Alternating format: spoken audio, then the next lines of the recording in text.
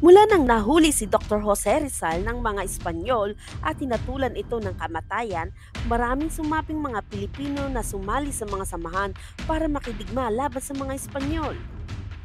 Dahil na rin sa pangunguna ni Andres Bonifacio na ipagpatuloy ang nasimulan ni Dr. Jose Rizal na itatag niya ang isang samahan na tinatawag na KKK. Kung saan ang KKK ay katas-taasan, kagalang-galangang katipunan na anak ng bayan na isang samahan na naghihimagsik ng mga Pilipino laban sa mga Espanyol para makamit lamang ang kalayaan ng Pilipinas. Sa dami ng sumapi sa samahan na ito dahil maraming nag-aasam na makuha ang kalayaan ng ating bayan ay may isang matapang na bayani tayo na nakipaglaban para lang makamit ang nais ng mga Pilipino. At naging sandigan din siya ng samahan na ito dahil may tuturing siyang isang magaling na general, matapang at matalinong pinuno. At ang kanyang pakikipaghimagsik ay umabot din sa pakikipaglaban sa mga Amerikano na pumalit naman sa Espanya. At hindi tinanggap ng mga Amerikano ang kahilingan ng mga Pilipino na maging malaya sa mga ito. Kaya nagpatuloy sa pakikihimagsik ang mga Pilipino laban naman sa mga Amerikano. Ngunit ang mga Amerikano ay nagsagawa naman ng mga batas laban sa mga Pilipinong naghihimagsik sa kanila at ang batas na ito ay tinatawag na Sedition Law. Ang Sedition Law ay maaaring patawan ng kamatayan ng mga Pilipino na tumututol sa pamamahala ng mga Amerikano sa Pilipinas. Ngayon, ating kilalanin ng isang matapang na general at maituturing ng bayani ng Pilipinas at ito ay si Macario L. Sakay. Sino nga ba siya? Sa video natin ngayon, atin alamin ang talambuhay at ano nga ba ang mga nakatagong misteryo sa pagkatao niya. Tara, simulan na natin!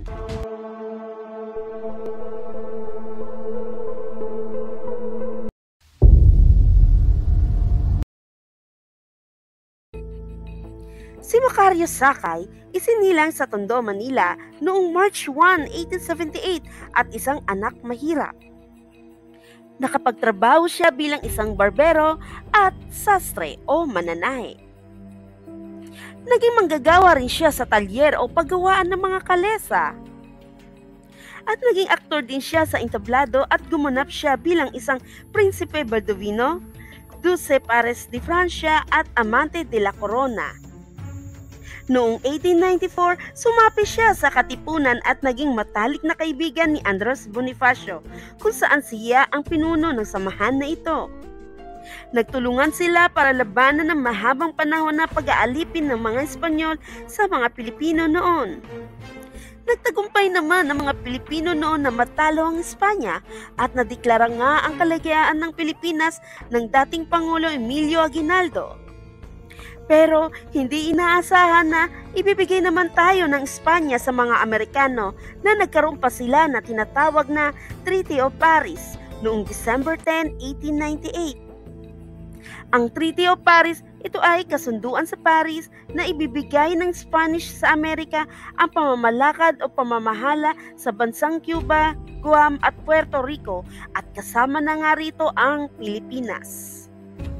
Dahil nga hindi pumapayag ang Amerika sa pakiusap ng mga Pilipino na palayain ang Pilipinas, naganap nga ang Filipino-American War noong taong 1899 to 1902. Kaya ginawa nila ang batas na Sedition Law laban sa mga Pilipino at hindi lamang ito ang kanilang ipinatupad, isinakatuparan din ang Flag Law or Batas Bandila. Ang Batas Bandila, ito yung pinagbabawal iwagayway ang bandila ng Pilipinas, pagsuot ng revolusyonaryong kasuotan ng mga katipunero at pagpapatugtog ng pambansang awit ng Pilipinas. Na mas dapat nilang gawin ay ipatugtog ang pambansang awit ng Amerika at iwagayway ang watawat nila. Ang ikatlong batas na ipinatupad ng Amerika ay ang tinatawag na Reconcentration Law.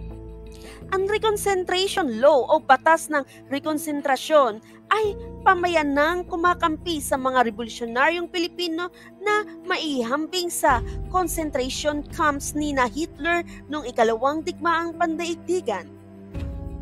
Noong July 4, 1901, nagkaroon ng deklarasyon ang Amerika ng pagkakaroon ng kapayapaan sa Pilipinas, kaya ginawa din nila ang batas na kung sino ang mga taong tumututol at kumakalaban sa Amerika ay ituturing nilang mga bandido at tulisan na papatawan ng kaparusahan gaya ng isang ordinaryong kriminal, at ito ay tinatawag nila ng batas ng bandolerismo.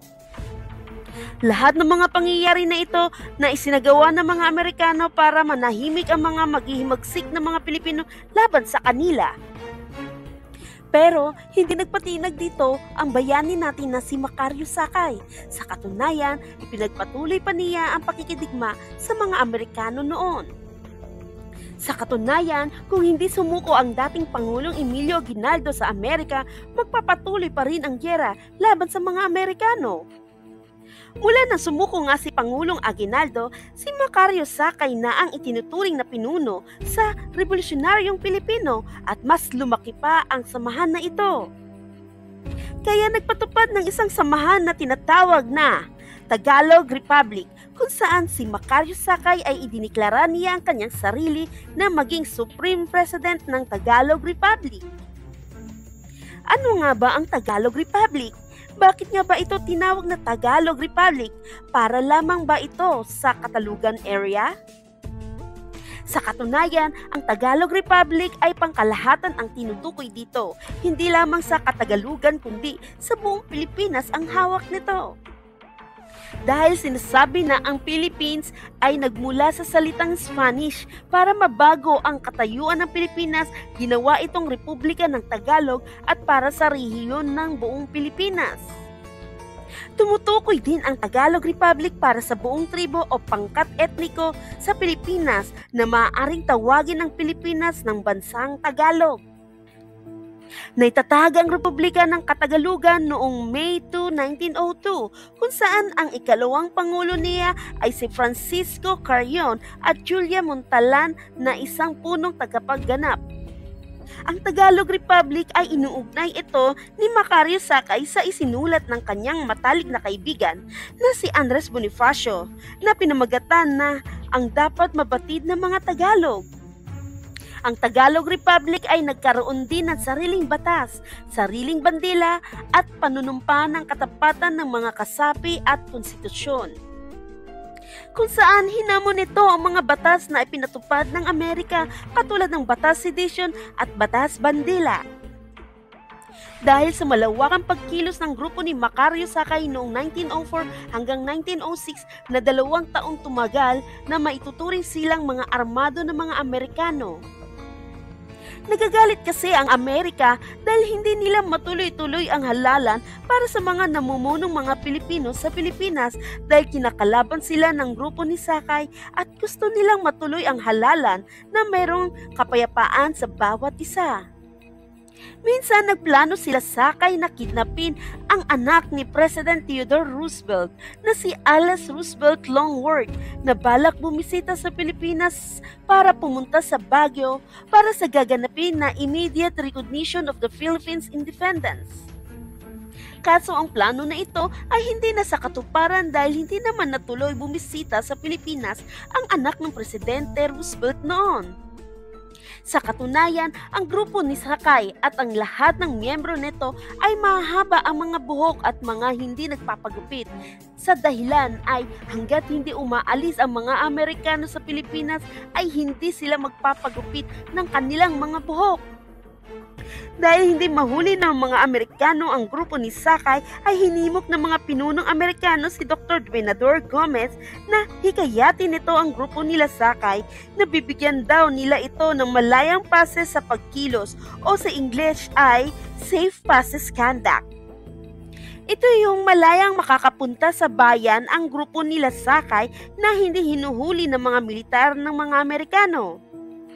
At dahil dito nakakapunta na ng kamay nilaan ang hukbo nila Sakay at minsan nga marami pang nagbibigay sa kanila ng mga pagkain at mga bulaklak. Minsan naimbitahan sila ni Colonel Luis Van Schaik na gobernador noon sa Cavite ang grupo nila sa isang piging para ipagdiwang ang kapayapaan.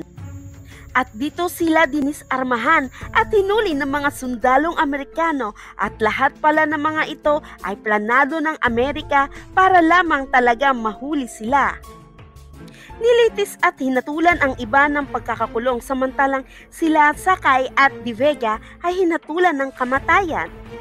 At naganap nga ang pagbitay sa dalawa noong September 13, 1907.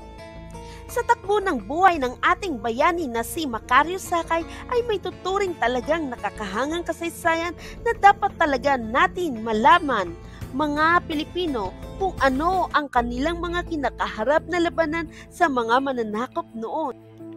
Dapat talaga natin silang makilala din at huwag ipawalang bahala ang kanilang paghihirap na kanilang kinakaharap sa pakikipaglaban para lamang sa kalayaan ng ating bansa.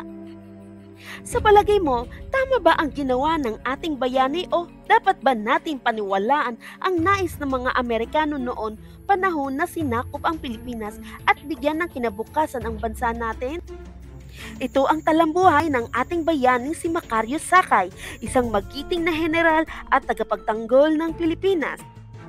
Kaya, kayamanan ng kaalaman, dapat natin ito iusbong sa tama at kabutihan. Anong masasabi nyo sa video natin ngayon?